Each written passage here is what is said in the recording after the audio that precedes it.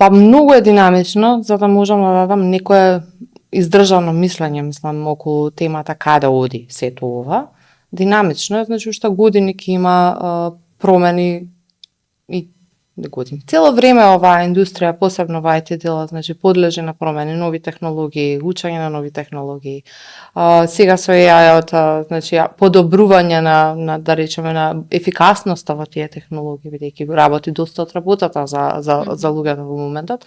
До каде сето ова ќе оди, каде ќе застане, дали ќе замени луѓе вистински или само ќе им даде подобри алатки за да работат.